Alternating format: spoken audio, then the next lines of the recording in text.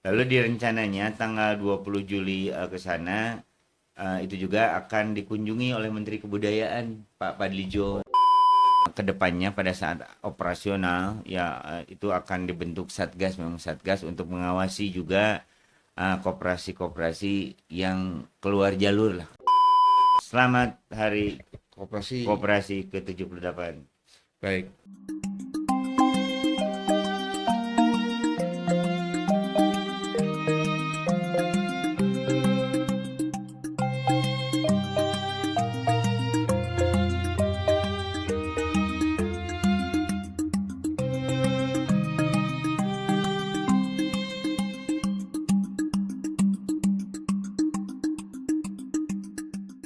Assalamualaikum warahmatullahi wabarakatuh. Salam sejahtera untuk kita semua. Om Swastiastu, Waalaikumsalam. Namo Buddhaya, salam kebajikan.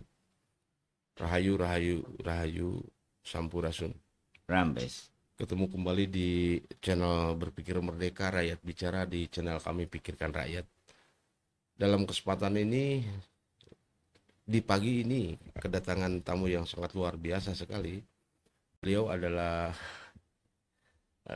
salah satu pejabat Terlas di kota Terlas. Tasikmalaya. Sahabat Teras di kota Tasikmalaya. Beliau adalah Kadis Diskoperindag, Kang Apep, Kang Haji Apep. Assalamualaikum Kang. Waalaikumsalam. Ya, di bulan Juli sebetulnya dinas ini mempunyai apa, bulan yang sakral sebetulnya ketika berbicara tentang koperasi.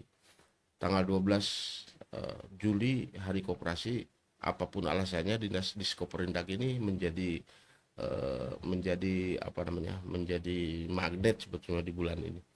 Dan kebetulan di bulan tanggal 12 Juli ini jatuh di hari Sabtu sekarang ini, dan pelaksanaan untuk apa namanya? Kalau boleh dibilang upacara hari Senin ya. Upacara Hari Senin peringatan ya. Hari Koperasi. Hari Senin ya. Iya. Ya ditarik lah karena memang Hmm. di hari Sabtu itu ya kebetulan dinas-dinas dimanapun rehat libur ya. Iya, betul. Kang, gimana Kang persiapan untuk hari jadi koperasi? Assalamualaikum warahmatullahi wabarakatuh.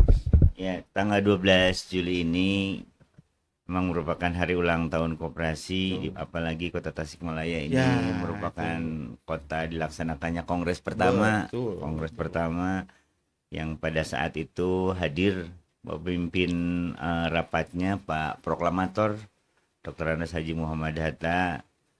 Selanjutnya kaitan dengan peringatan koperasi ini karena memang tanggal 12 Juli merupakan hari libur ya, Betul. sehingga juga uh, komponen-komponen Ya, misalnya dinas-dinas itu ya. tidak melaksanakan tugas, maka upacara peringatan Hari Koperasi di Kota Tasikmalaya dilaksanakan pada tanggal 14 Juli Ya. 2025, sehingga ya komponen-komponen pemerintah lainnya, pemerintah daerah lainnya itu juga bisa merasakan suasana Dan kekeluargaan iya, dan ya. memang di Tasikmalaya itu wajib sebetulnya karena apapun alasannya di Indonesia lah, ketika berbicara koperasi, maka Tasikmalaya menjadi episentrumnya. Iya. Karena tadi dibilang bahwa Kongres pertama tahun 1947 kalau tidak salah. Dan sedikit diklarifikasi Kang, sebetulnya kemarin kita sudah ngobrol dengan Kang Iip, Iya. dan ternyata pada tahun 47 Kongres itu Pak Proklamator itu tidak datang. Iya. Jadi begini ceritanya. Ini bukunya ada nih Kang. Iya. Ini Kang. Ini buat ya sekalian aja buat Kang. Iya. Bahwa di tanggal itu Pak Proklamator itu tidak datang, tapi panitianya memang semuanya hampir orang Tasik dan sowan ke Jogja. Iya. Kebetulan ada tugas negara, beliau itu ke Padang Panjang. Tapi kenapa di sini ada apa namanya? Ada kursi bahwa ini kursi Muhammad Muhammad Hatta. Hatta. Ternyata Kang, beliau itu datang yang kedua pada tahun 1953 ketika meresmikan Koperasi Mitra Batik. Iya.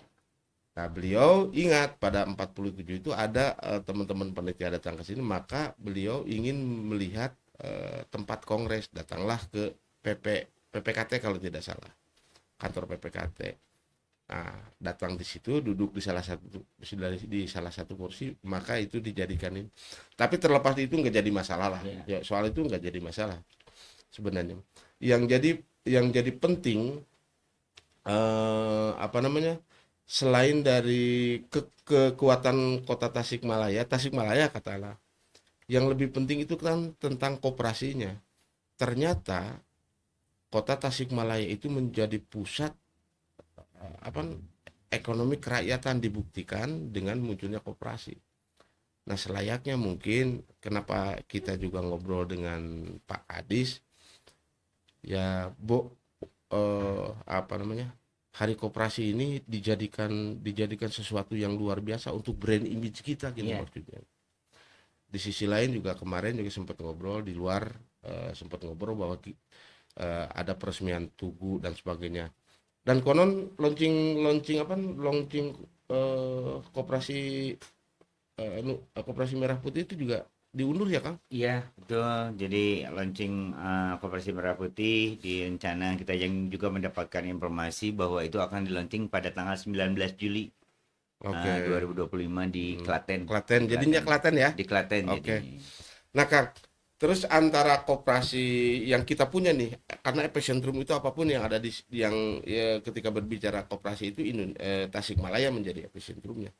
Nah, muncullah koperasi Merah Putih. Ini kan dia harus disambut dengan apa sukacita ya, Ya. sukacita yang luar biasa. Nah, teman-teman dari Diskoperindag Kota Tasikmalaya sudah sampai sejauh mana nih ketika mau ya katakanlah mau menerima anugerah kata kalau boleh dibilang, karena memang itu apapun alasannya ketika koperasi itu kan ekonomi kerakyatan atau bermuara di rakyat semua. Ya. Persiapannya kan. Pertama bahwa kita mempedomani Inpres nomor 9 Mhm. tahun 2025 tentang percepatan pembentukan Koperasi Merah Putih. Nah, pada saat ini Koperasi Merah Putih di 69 kelurahan yang ada di Kota Tasikmalaya itu sudah terakta notariskan ya. Sebagai juga salah satu bentuk kesiapan ya bahwa pemerintah Kota Tasikmalaya siap Oke, melaksanakan amanat Inpres tersebut oke, gitu. oke, oke. Terus sudah apa namanya persiapan-persiapannya secara teknis sudah mulai? Nah, tahapan-tahapan pelaksanaannya juga sebagaimana dimaklumi bahwa pemerintah menyampaikan informasi bahwa launching operasionalnya itu akan dilaksanakan pada tanggal 28 Oktober 2025 berkaitan juga dengan hari ulang tahun Sumpah Pemuda gitu. Karena tadi berbagai petunjuk pelaksanaan dari kementerian-kementerian pada saat ini pun sedang disusun ya, karena juga akan berpengaruh terhadap model-model bisnis apa yang dikerjakan di Koperasi Merah Putih gitu Kang. Oh, jadi ini Koperasi Merah Putih itu lebih lebih menohok kepada bukan bukan simpan pinjam ya? Nah, ada 7 model bisnis Oke. ya di Koperasi Merah Putih. Salah satunya simpan pinjam tetap menjadi bagian Hmm. bagian dari core bisnis Mhm. koperasi. Di samping ada klinik nantinya tuh ada Fungsi klinik klinik. supaya juga mendekatkan pelayanan masyarakat itu ke koperasi-koperasi, karena tadi koperasi ada di setiap masing-masing kelurahan kalau di Kota Tasikmalaya. Selanjutnya juga ada tempat-tempat berwirausaha ya, karena memang Koperasi Merah Putih ini juga didorong untuk menggali potensi-potensi Oke, oke. daerah ya di kelurahannya.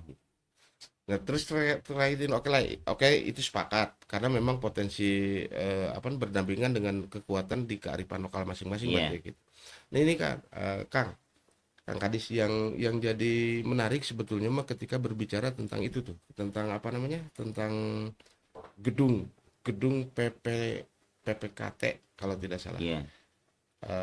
Forum Ko- koordinasi Koperasi iya PPKT. iya yang PPKT di sana Iya, itu kan punya sejarah luar biasa tuh. betul. Nah, sementara apa namanya? Kita lihat sekarang kalau yang kita inginkan, bukan yang kita inginkan. bagaimana kalau misalkan karena kita memang kota koperasi, kemarin dijuluki bahwa Tasikmalaya itu sebagai kota koperasi, terus apa artefak-artefaknya atau secara rekam jejaknya sudah jelas dan sebagainya. Sudah ada gambaran nggak untuk ini, untuk memberdayakan PPKT itu? Ya, Minimal gedungnya itu kan bekas apa, bekas agresi militer dan sebagainya. ya. Ada gambaran nggak bahwa itu akan dijadikan museum koperasi misalkan, atau misalkan tempat koordinasi koperasi merah putih yang 69 itu, tempat apa namanya, galerinya misalkan di situ, karena memang sedikit besarnya kalau digarap sedemikian rupa potensi untuk satu wisatanya juga jelas karena memang ada hubungannya dengan disebut Budparpora ketika berbicara tugu. Terus ada lahan yang begitu besar tuh di situ. Ya. Itu rencananya ada nggak ada grand design untuk pemberdayaan yang ada di sana yang Ya. selama ini ya tahu sendiri kira-kira kan. Pertama betul Pak. Jadi bahwa bagaimana menggerakkan sektor perekonomian, yaitu menggerakkan orang-orang datang ke Tasik. Lalu branding apa juga yang bisa dijadikan ikon bahwa Kota Tasik itu merupakan kota koperasi. Ya tadi di koperasi PKKT itu ada Tugu Tugu Koperasi yang juga menjadikan simbol pada saat itu dilaksanakannya Kongres Kongres pertama betul ya. ya, sepakat. Lalu pemerintah kota pada saat ini sedang memproses itu menjadi cagar budaya. Pemerintah kota melalui dinas Porabudpar, lalu dinas KUM, KM Perindak, lalu juga dari tingkat provinsi sudah datang Badan Pelestarian Kebudayaan Oke. untuk diproses menjadi cagar budaya. Lalu direncananya tanggal 20 Juli ke sana itu juga akan dikunjungi oleh Menteri Kebudayaan Pak Oh, Padlijon. ini yang kita. Iya, yang Tugu Koperasi itu. Mudah-mudahan proses penetapan itu Tugu Koperasi menjadi cagar budaya bisa berjalan lancar, karena itu juga bisa menjadi tujuan orang-orang yang melihat bagaimana kejadian Kongres pertama, karena betul bahwa di ruang tersebut ruang merupakan ruang yang luas dan itu juga ada sisa-sisa bekas karena pernah kebakaran itu Nah tuh. itu, Karena pernah nah itu. kebakaran ya. Kalau boleh saya bukan memberi masukan. Itu dibiarkan aja gitu. Maksudnya itu Ya. dibiarkan sebagai ciri bahwa di itu sebagai apa namanya? Salah satu wisata edukasi tentang perkoperasian. Ada gedung yang memang itu sampai detik ini juga di situ ada fotonya. Ya. Sampai detik ini juga gedung itu belum belum di apa namanya, belum direnovasi, dan itu nggak usah direnovasi menurut saya, karena memang itu sebagai ciri lah, sebagai apa namanya, sebagai jejak rekam bahwa memang di sini ada pergulatan tentang ekonomi, dan ternyata sampai detik ini bertahan, koperasi itu relatif bertahan walaupun cek bahasa Sunda mah hirup tenet hirup tenet paeh teh hos, Mhm. karena mungkin ada persoalan-persoalan lain. Nah, ya kita berharap bahwa Tasik itu selain potensi hal-hal yang lain misalkan apa namanya batik dan sebagainya, koperasi pun itu jadi magnet yang luar biasa untuk Tasik gitu. Terus rencananya kemarin itu juga kita sempat dengan ngobrol dengan praktisi koperasi Kang Agus, Kang Agus. termasuk dengan yang penulis ini Kang Iip. Kayaknya selain apa, Tugu itu di launching dan di ya di launching sedemikian rupa, pemberdayaan tentang literasi tentang perkoperasian di Tasik, terus sejarah tentang perkoperasian di Tasik, kan kita punya lahan tuh di belakangnya kan, Iya, betul. itu dijadikan, mungkin nggak kan kalau misalkan di situ dijadikan galeri-galeri sebagai pusat informasi tentang perkoperasian kan, Terima kasih. keren kayaknya kan.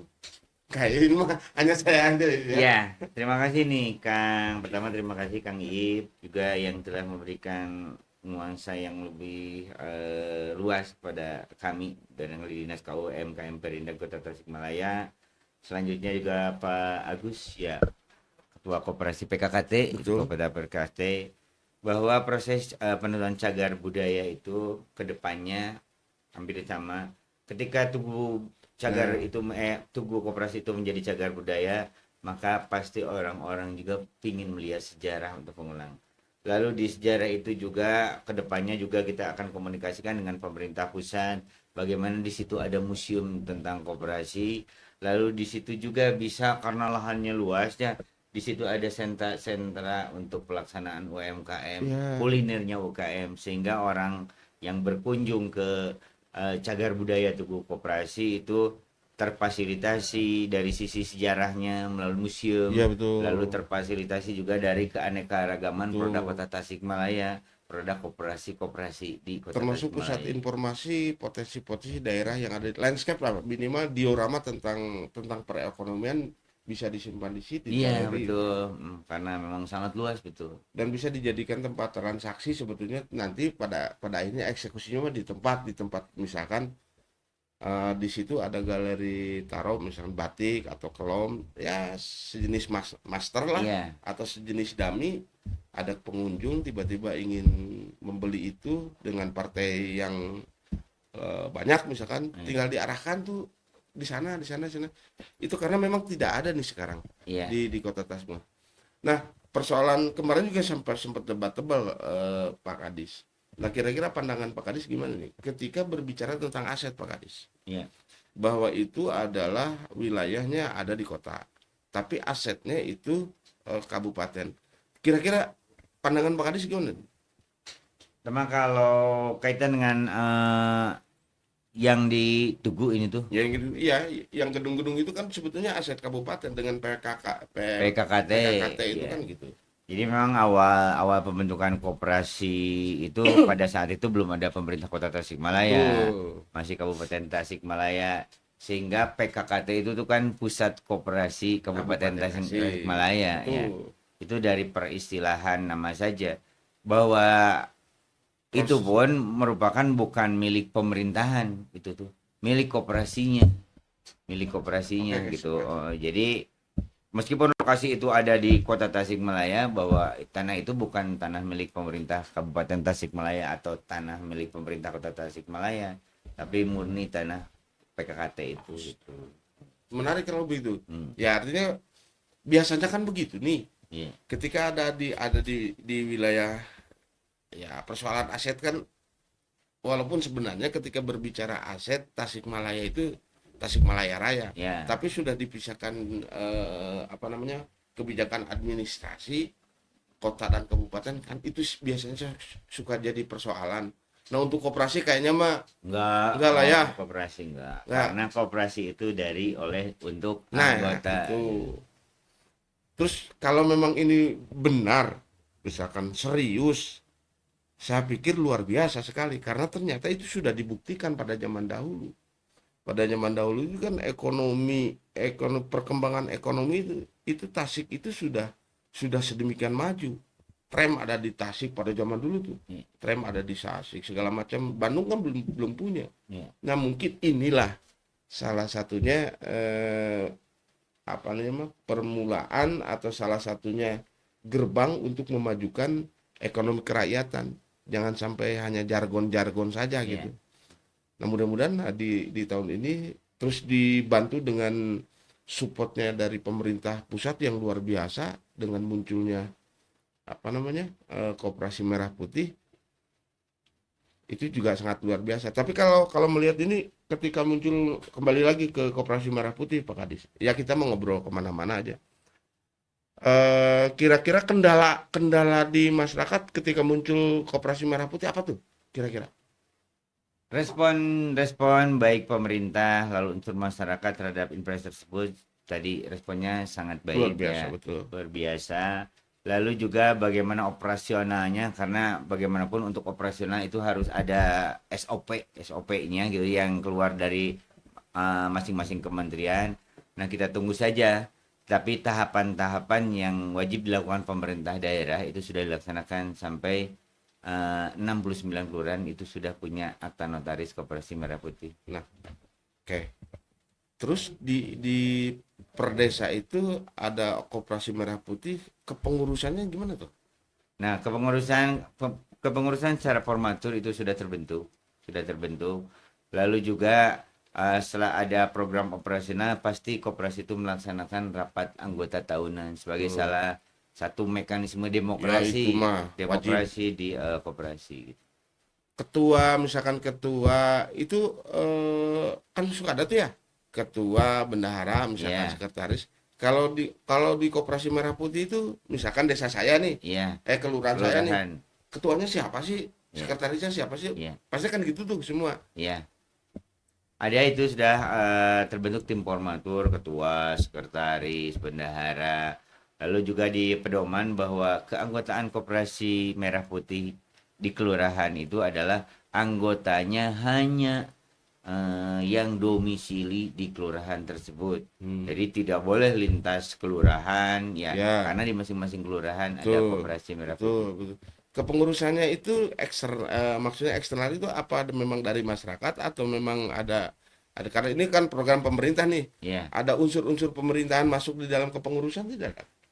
Unsur pemerintah yang masuk di dalam kepengurusan itu di Permenkop nomor 1 2025 itu bahwa Dewan Pengawas ex officio Hmm. itu kepala kelurahan atau palurah gitu. Ex officio tapi Oh, jadi. oke, oke, oke, Ya, oke, oke.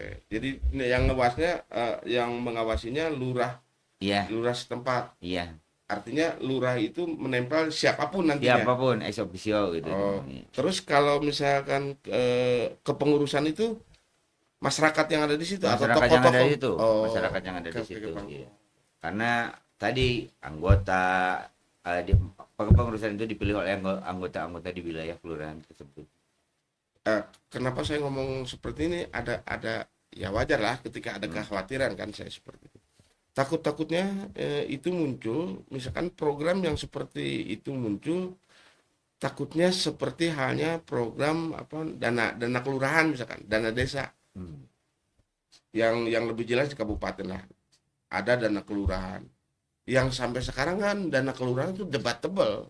Dana desa kalau di Ya kabupaten. dana desa tuh kan debatable. Terus ada apa namanya? Istilahnya itu di desa itu ada apa sih? Ya itulah sejenis perkumpulan ya sejenis itu BUMDes. BUMDes, nah, Nah, misalkan ada BUMDes seperti itu. Nah, saya ketakutan seperti itu ya. Pak Kade, Pak Kadis, Pak Kadis. Mungkin nggak takut ada celah-celah ya celah-celah dalam tanda petik celah-celah oknum misalnya. Pemerintah telah menyampaikan bahwa sumber-sumber pendanaan Pak atau sumber-sumber pembiayaan untuk ADD dan Koperasi Merah Putih itu berbeda gitu, berbeda. Betul, Jadi betul, tidak akan bercampur baur betul, gitu. betul. Karena tadi di kebetulan kalau di Kota Tasikmalaya tidak ada ADK gitu ya. Ya kalau di yang Kabupaten ya, statusnya desa ya, ya di kabupaten atau kota pun ada. Banjar, Di Kota Banjar itu ya, ada yang kelurahan, ada desa. betul, betul, Tapi pemerintah telah menyampaikan bahwa alokasi dana desa itu terpisah dengan pengelolaan Koperasi Merah Putih. betul. Terus agak-agak ini agak khawatir kalau memang apa pelaksana-pelaksananya itu dalam tanda petik bermain lah katakan. Seperti halnya bansos misalnya. Ya, Tapi ini mah hanya yang mengakar di masyarakat ada bantuan dari pemerintah ternyata ternyata di masyarakat itu tidak berbanding lurus. Adalah yang ini apa namanya yang bermain di wilayah itu. Ada pemotongan lah, ada naon. Kalau misalkan ini ngegelinding lah, koperasi merah putih itu menggelinding begitu saja.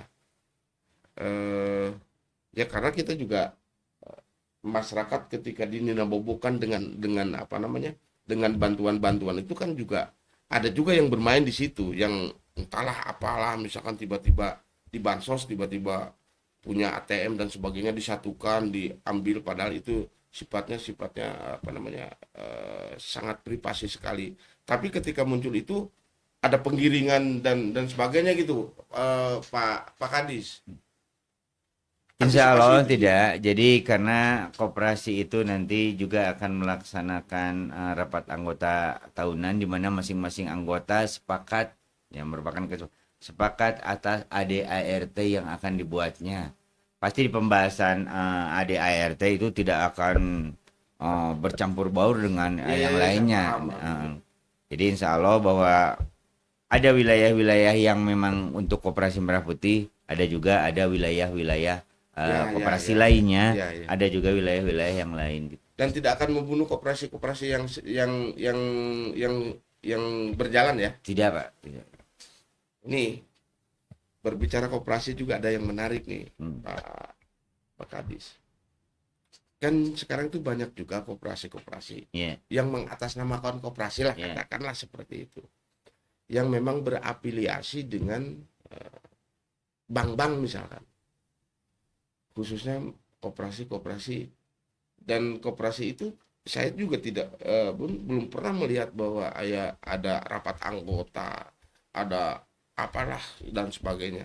Tapi itu berjalan dan labelnya ada, dan biasanya itu koperasi simpan pinjam di rumah, misalkan di rumah itu, dan tidak ada waktu waktu ini ya hanya simpan, ya bukan simpan pinjam, minjam, nanti ininya berafiliasi dengan koperasi-koperasi yang kayak gitu.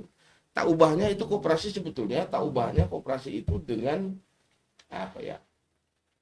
Ya dengan bank kecil-kecilan gitu. Yeah. Kita kembalikan lagi ke pengaturan Undang-Undang Perkoperasian bahwa yang disebut koperasi itu ya satu ada anggotanya, lalu ada akta notarisnya, lalu ada ADART-nya. Sepakat itu. Nah, bagi lembaga-lembaga yang mengatasnamakan koperasi, lalu tidak ada badan hukumnya, itu bukan koperasi, tapi hanya mereka nebeng nama, sebetulnya nebeng nama itu menjadi koperasi. Gitu. Ya, saya paham itu, saya paham. Malahan ada nih, kalau boleh diobrolkan adalah di salah satu tempat, tapi ini juga jadi masalah kalau Yeah. ada koperasi nomor ahunya ada, ininya ada, tapi prosesnya itu, dan mereka ketika ngobrol dikit-dikit bahwa nasabah-nasabah yang ada di mereka itu dianggap itu sebagai anggota, yang ternyata itu misalkan koperasi simpan pinjam yang biasanya itu yang berjubel di sana itu pensiunan. Ketika pensiunan minjem ke bank terus dapat karib tuh, nah karibnya juga dipinjamkan ke sana lagi gitu. Yeah. Ya koperasi itu apa tuh namanya, koperasi apa? Nah, ada juga yang disebut lembaga keuangan. Ya, lembaga keuangan. Malah di koperasi itu ada juga yang disebut koperasi yang bisa terbuka itu. Tapi perizinannya pun itu bukan ke Koperasi. koperasi perkoperasian, tapi dengan OJK. Ya, lembaga seperti kita bisa lihat pusat Gadai, ya maraknya pusat Gadai. Nah itu dengan OJK itu linknya gitu. Kalau koperasi tadi dari oleh untuk SOP-nya itu berdasarkan rapat anggota tahunan ADART. Ya, betapa mulianya kan koperasi itu, dan koperasi itu akan tergerus, akan terdegradasi dengan mengatasnamakan koperasi itu. Ya. Makanya kenapa saya ngomong seperti, ya kalau memang ada yang perilaku seperti itu, kenapa tidak diberangus saja gitu? Karena memang itu menjadi koperasi yang hakikat koperasi yang tadi dibilang oleh Pak Kadis itu ternodai dengan adanya itu, yang pada akhirnya stigma di masyarakat koperasi itu cina koperasi itu inilah koperasi, inilah seperti apa sih lah, lamun iya mah apa simpan, lamun pinjam ke seseorang terus dibayar dengan bunga itu apa sih namanya? Renten. Tahu banget seperti rentenir itu loh kalau gitu kan. Jadi betul bahwa kita juga kondisi existing perkoperasian itu ada yang pada jalurnya, ada juga yang luar non jalurnya. Artinya sudah keluar dari ADART-nya yang saya pegang. Seperti tadi menetapkan misalnya tarif atau bunga di luar kesepakatan gitu ya.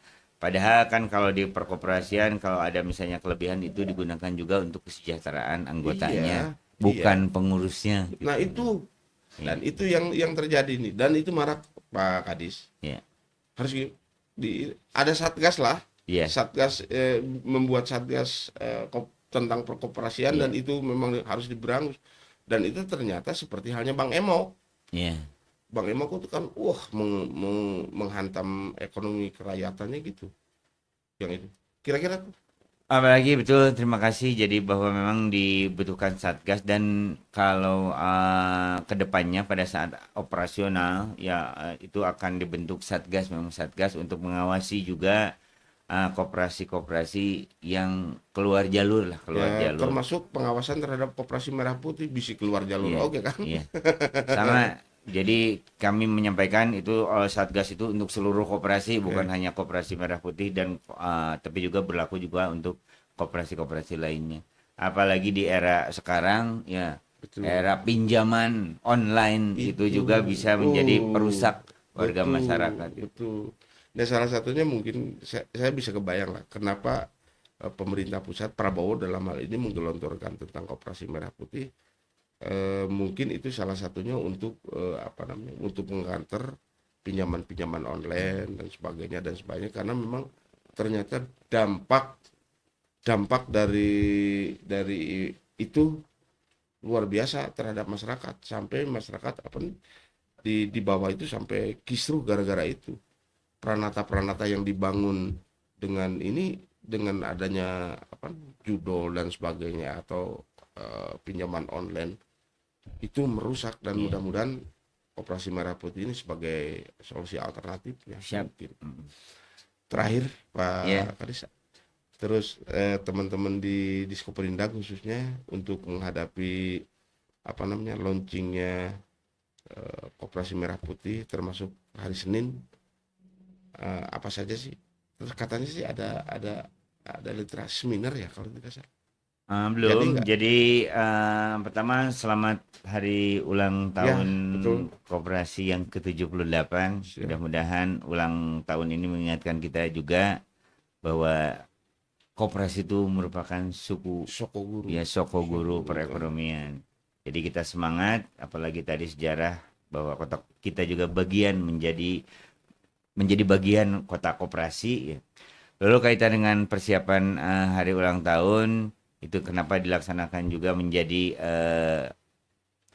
bersamaan dengan apa bersama supaya juga pengakuan-pengakuan dari Ya, komponen-komponen betul. lainnya bisa Betul. terintegrasi pada Betul. upacara tersebut. Betul, betul. Itu terima kasih. Ya, Ya, selamat hari koperasi. Koperasi ke-78. Baik. Baik. eh, Apapun alasannya, ketika kita berbicara koperasi, Tasik menjadi epicentrum. Jadi kalau misalkan koperasi tidak diindahkan di kota Tasik, itu betapa naibnya. Terus koperasi ini juga salah satu apa namanya, benteng perekonomian rakyat yang selama ini digembar-gemborkan, ekonomi kerakyatan. Nah, Tasikmalaya itu sudah jelas mempunyai benteng yang apa namanya, yang kredibelnya itu sudah tahan banting. Malahan itu menjadi sesuatu kekuatan.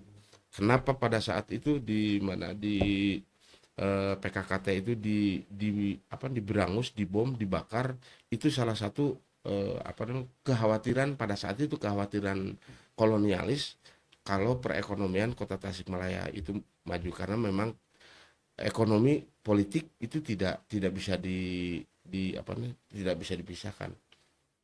Akhirnya kita akan ketemu lagi dengan episode yang akan datang. Tentu saja kita juga kalau ada persoalan-persoalan tentang perekonomian khususnya di kerakyatan, kita akan mengundang lagi Pak Kadis, karena memang beliau adalah leading sektornya atau orang yang pas untuk berbicara ini.